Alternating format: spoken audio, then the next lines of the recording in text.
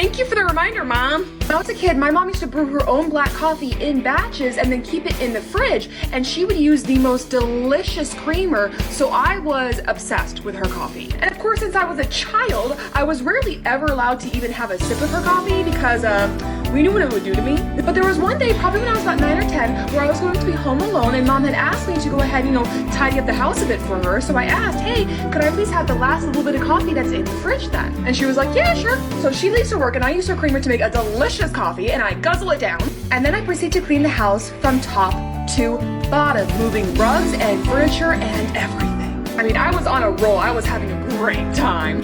Right up until I tried to sit down and relax after cleaning all day and watch some cartoons, and I can't physically sit down. Did I mention that her coffee was like jet fuel? I ended up getting really scared that I couldn't sit down and calling Mom at work going, what's wrong with me? And Mom was like, never again.